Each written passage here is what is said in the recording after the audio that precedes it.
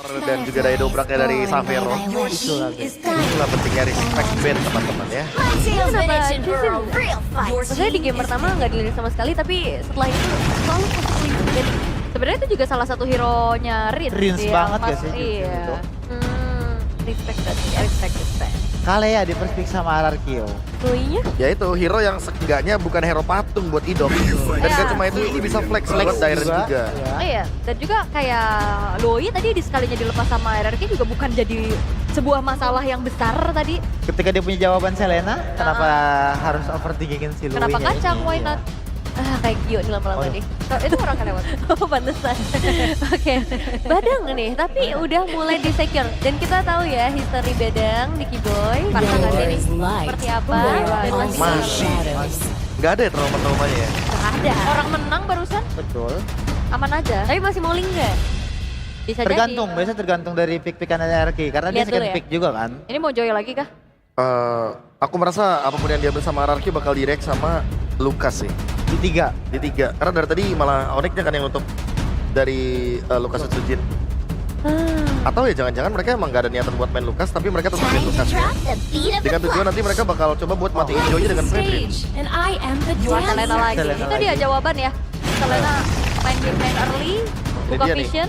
Ini dia nih, Fredrin kah? Maka Fredrin atau Chow justru di sini. Aku malah merasa Fredrin sih paling masuk buat lawan Joy juga kan. Tapi kalau Chow memang jelek sih karena udah show. Iya jadi udah ya. show duluan kan, jadinya kayak Iya. Badang Chow itu bisa dimainin flexnya.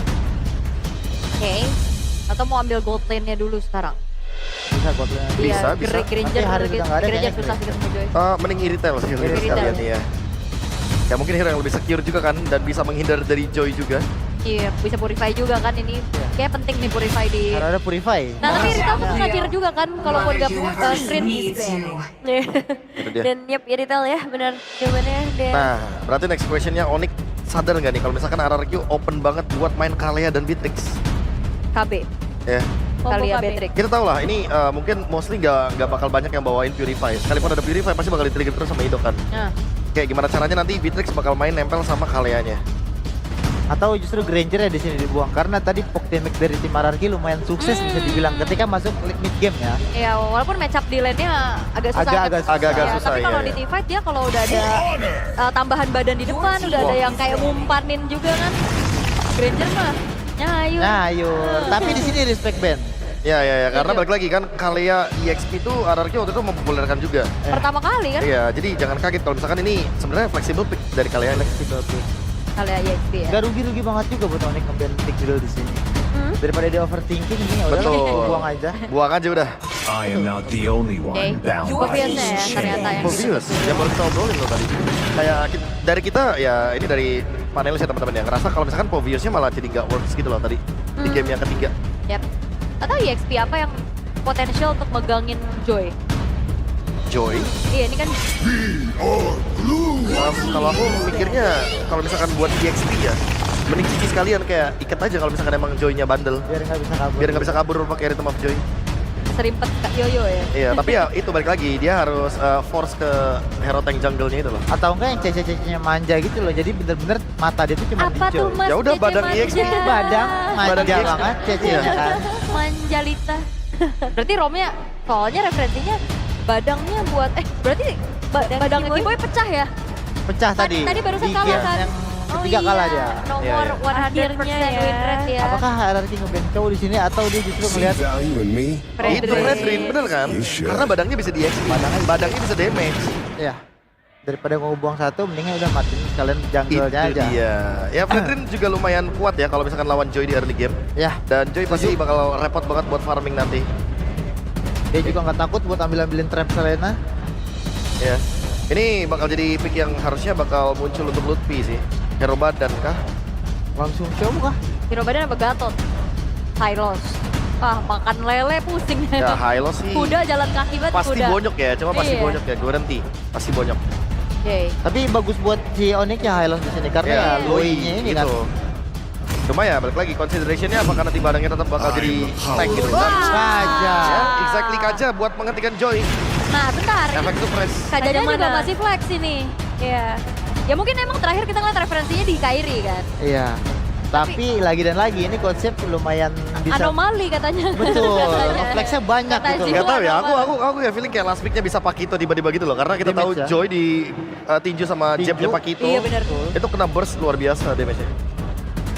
Dada gue sakit gitu kan. Digebuk sampai dadanya bunyi. Sampai tuk, bunyi. tuk, tuk. Oke tapi Apakah gua- Beatrix, Be? Yang tadi lu udah mention. Ya gue suka Beatrix sih karena balik lagi ada Kalea ya. Jadi Iya. option untuk main pick off-nya jadi lebih leluasa dan poke damage-nya jadi bisa nutup untuk yang cover-covernya target dari Kalea gitu. Experience the Wah, Tetap tuh. tembak, toy. Nyaman, nyaman. Masih mau main poknya, tapi nah gue lebih suka komposisi yang ini untuk di RRQ dibanding sebelumnya. Oke, Karena oke. ini betul-betul dia badannya banyak gitu loh, buat Ya. lainnya sama Granger. Terus open team fight, close team fight-nya ada Gatot juga nih. Iya. Kalea open, ya udah pasti di close sama Gatot. di close, ada yang open, ada yang close warnya kayak gitu. Terus Langsung poknya saja. juga enak ya. Ini Pakito atau Benedetta? Kalau emang kita asumsikan pick terakhirnya bakal ke EXP. Masya. Oh iya, Masya dengan event. Open Lepas ya. loh.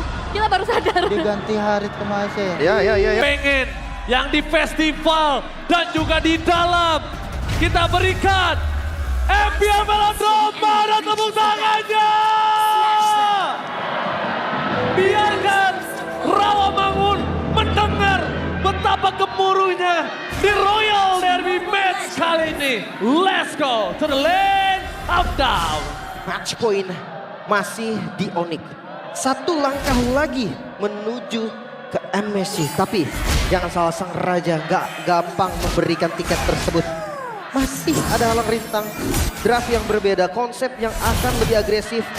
Dan ya, Badang Kiboy yang masih punya gendak bagus. Bahkan lihat flicker langsung digunakan oleh Kiboy. Dia tahu dari Susujin bisa 2 kali punya anak tangga dan Kiboy bisa tumbang di depan sana kalau nggak dipaksa untuk menggunakan flicker. Iya, tapi ini yang seperti gue bilang kemarin kan. Kalau ada chip dan juga Lui, oke, ini ada 2 teleportation. Belum itu bukan rajanya. Trill, ada Impurex juga, tidak secepat itu tapi di Oke, tapi one by one situation. My God, Kairi. Dia harus top lane. Dengan 2 team fight yang berbeda membuat para pasukan dari tim Onyx juga nggak bisa melakukan cover. RRQ juga nggak bisa melakukan cover. Jadi bisa dibilang, kalau tadi Kairi memaksa Susujin sampai sekarat banget, itu berbahaya untuk Susujin sih. Tapi ini masih ada satu. Lele! Jangan lupakan. Lele itu juga sakit di early game loh, Lim. Retribution oke, keluar dua-duanya. Terlambat. Tapi level 4 nih sekarang untuk Kairi. Gue penasaran, akankah ada gerakan awal, adakah serangan dari awal atau nunggu Sansia 4? Diversion di cancel lagi, gak boleh pulang sama Idok. Ya Idok, memang salah satu roamer bandel juga. Jujur, cukup menjadi roamer yang cukup mengerikan. Tapi Kairi sekarang dengan Ring of Order-nya. Ini, dengan Ring of Punishment-nya dia bisa untuk mendapatkan turtle dengan retribution kalau dia mau. Iya, ada damage yang lumayan besar ya. Apalagi, setup. Oke, lihat di depan sana. Retribution berhasil didapatkan. Tapi informasi, jangan lupakan. Masya pernah di tangan dari Lutfi. Dan satu hal, sekarang RRQ bisa fokus gak pecah belah antara Kairi dan juga Masya tersebut. Iya, karena Kairi akan bermain berempat, Masyanya Ya. akan main sendiri. Betul. Dan nanti Lutfi, dia bisa langsung ngambil karam point. Kita tahu Granger, dia nggak punya dash yang cukup baik untuk kabur. Mengandalkan spell, iya tapi Lutfi juga punya spell. Makanya harus dijaga. Mungkin nanti Idok, mungkin nanti Dairen yang harus nempelin ke arah Toy. Dan di situ biasanya saatnya Savero bersinar.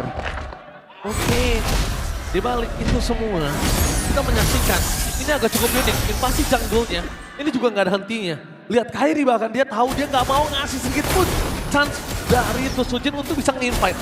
Dia nggak kasih celah. Cuma dengan adanya God Laner yang masuk ke dalam sana ini berbahaya banget. Kenapa gue bilang berbahaya, Lim? Lihat Savero, dia clear dengan sangat cepat dan udah mulai terlihat sedikit permainannya, Lim. Oh iya. Masalahnya gini, Iya. di awal Oke. Onyx belum punya damage. Mengandalkan Sans menurutku nggak akan bisa.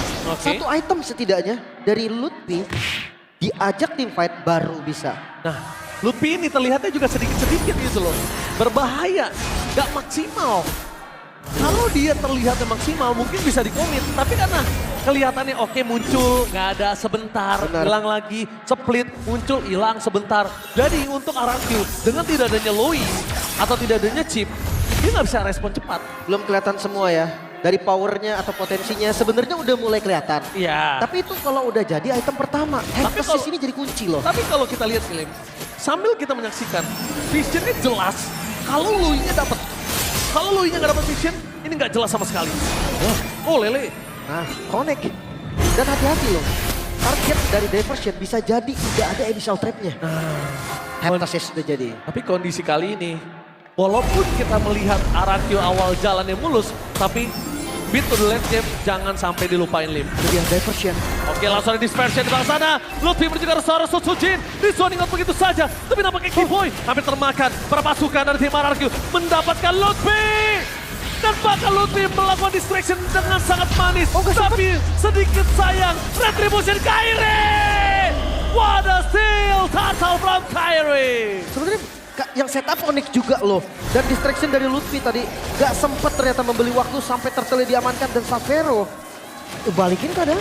Ya, bisa kita lihat buying time yang diberikan lama. Tapi cuma cukup sebentar waktu mereka mendapatkan turtle, nggak bisa panjang. Iya. Karena Lutfi-nya juga nggak tahan lama sebenarnya Ji.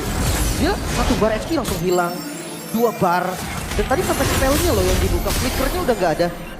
Ya walaupun positifnya memang Turtle untuk Onyx. Tapi meskipun begitu, lihat di depan sana. Toy bakal dipasang Keyboy. Flicker for defensive masih berhasil diselamatkan. Membuat Toy tidak bisa ditumbangkan. Tapi jangan lupakan kayak ini menjadi penjatuhan. Hilang sekejap. No Flicker dan Kairi di penjatuhan. Satu hukuman yang berhasil dimiliki dari seorang Kairi terhadap Toy. Membuat Toy tertunduk lemas tak berdaya. Tapi di sisi lain ada Lutfi juga yang tumbang nih. Continuous damage yang pasti. Sujin bisa menumbangkan darah Lutfi yang begitu banyak. 3 bar HP bersama dengan Dairon. Tsunami Slam Commit. Ternyata perhitungannya matang. 1 tukar 1 walaupun ya kalau ngomongin rugi lebih rugi RRQ karena yang hilang Toy. Iya, tapi melihat dari Lutfi memang bukan di early game. Powernya di arah mid to the late game. Dia cuma cukup jadi ini doang. Cannonball. Udah dia cukup boom meledak sekali. Lanjut atau enggak. Yang penting targetnya tumbang. Iya. That's it. Tuker ya. Even dia tumbang setelah itu pun gak masalah. Nggak masalah, emang itu tugasnya. Cannonball. 1 kali tembakan yang penting meledak, pastikan dapat 1 poin. Ya tinggal targetingnya aja nih. Entah Toy, entah Sujin. Menurut gue dua-duanya ini bisa banget untuk ditarget. Malah menurut gua, kalau Dairon muncul depan hidungnya aja bisa dikomit. Tapi agak berat sih jujur Dairon. Dia experience, dia punya level yang cukup sebenarnya untuk grow. Tapi dari era mid lane, jujur dari keduanya sama-sama nggak punya high ground ya. Seperti yang tadi game sebelumnya juga. Mereka mengandalkan team fight, mereka mengandalkan initiate. Dan Kaja dari Kairi masih belum terlihat untuk defense yang sempurna. Oke, tapi nampaknya depan sana langsung coba dipasang dengan Tsunami Slam. Tapi ternyata Sujin dengan Keyboy yang terlalu lembut di depan sana berhasil ditumbangkan oleh para pasukan dari tim RRQ. Pertukaran bahkan kali ini tidak terjadi. Turtle di tangan dari tim RRQ, 1100 gold difference. Ini menandakan dari Cannonball mereka belum siap dirakit. Meriam mereka belum siap. Oke. Tapi gini nih, kalau misalkan masuk di mid game, justru power dari RRQ ini akan lebih menurun. Karena dari Onyx-nya akan meningkat. Damage dari Lutfi yang udah punya item, damage dari Savero yang udah punya item. Sekarang Dairon mau ada item atau enggak, dampaknya akan berbeda ketika pick off aja. Yes. Toy dan juga Sujin, damage dealer mereka yang harusnya 2 item tuh udah bisa online. Oke, tapi kita bakal menyaksikan di mana map control jujur Onyx masih pegang kendali. Sekalipun kondisinya Onyx kalah 800 atau 1000 gold, map control mereka cukup baik. Ya, tapi lihat RRQ, gue senang banget sih sama trap yang ditaruh oleh Rins. Itu seakan-akan memang ngebuka dan ngedeteksi, tapi Savero Oke, Savero di-commit. terlihat dan di komit begitu saja. Avatar of Guardian berhasil didapatkan, tapi lelenya gagal. Informasi yang sangat mahal, no revive for this time. Iya, terlalu jauh sih tadi. Sebenarnya mau di backup juga, tapi nggak bisa yang terlalu komit. Apalagi lihat dari Lutfi yang masih belum mau join. Ke arah Blade of Despair yang untuk item kedua sangat cocok sih. Kairi, Thunderbelt, dan sisi lain. Tsunami Slam, tanpa ada komit, mereka tidak bisa mendapatkan apapun. Tapi kalau di komit, sekalipun Keyboy yang paling keras itu bisa dimakan. Nah, meskipun dengan ada Keyboy yang mereka dapatkan, selama kondisinya mereka tidak memiliki map control, objektif netral pun gak bisa mereka komit, Lim. Iya. Itu akan terjadi untuk kesekian kalinya backdoor. Apalagi mereka punya Lutfi, Onyx. Benar. Sementara sekarang lihat Diversion. Surprise! Di depan mata dari Idok. Untuk membuktikan kalau bukan berarti tidak ada charge di mid, bukan berarti tidak bisa di defense. Dia bisa datang kapanpun. Itu hanya motong travel time aja loh. Jadi belum kelihatan sampai saat ini untuk Diversion yang agresif. Masih belum terlihat itu untuk pick off diversionnya. Mereka bisa lempar Lutfi mungkin. Kalau memang kurang mungkin bawa bareng sama Kairi-nya. Kairi datang dari belakang, nge-damage langsung itu mungkin bisa jadi opsi. Tapi sekarang Lord yang muncul, RRQ. Mereka pegang kendali 1000 gold. Diamankan, masih bisa dikontes. Dari level tapi Kairi beda 2 dan diversionnya kelihatan. Oke, tapi lihat kali ini perpasukan dari tim Onyx. Mereka bakal coba melakukan setup. Jalan! Tsunami Slam dengan Purify berhasil mendapatkan sorosan. Tapi perpasukan dari tim RRQ. Divide Homid menuju ke belakang Toy. Deliver damage berbanding balik dengan Xavero. Lele menuju ke seorang Kairi dan hilang begitu saja. Terkena Sky Beast membuat Kairi tersiksa. Maka Toy free hit. Double kill. Looking for triple kill. Dan membuat perpasukan dari tim RRQ dan juga Onyx kehilangan 2 jungler menandakan objektif masih berdiri tegak gagah menantang. Oh hati-hati Xavero, damage dari Toy yang sangat terasa mid-nya berhasil dibongkar Onyx. Mereka kembali ada di posisi yang terancam.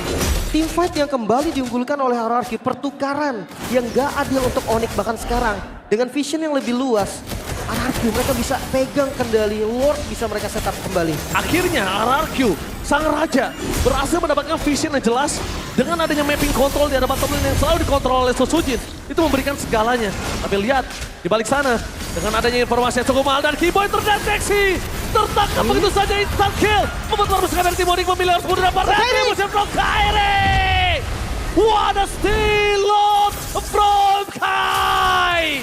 Dan tapi di depan sana Lutfi tidak akan ada jalan untuk pulang. No, where to run Lutfi. Gak bisa kabur, tapi seenggaknya Lord ini menambah nafas dari Onyx. Pound sesaat lagi. 3 member dari Onyx yang tersisa melawan 5 tapi Ring of Punishment plus Retribution.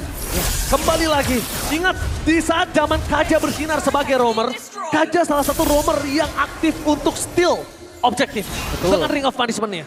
Iya. Kelihatan juga dari Xavero. Langsung ada Tsunami Slam. Sayang banget Purify-nya. Tapi nggak masalah.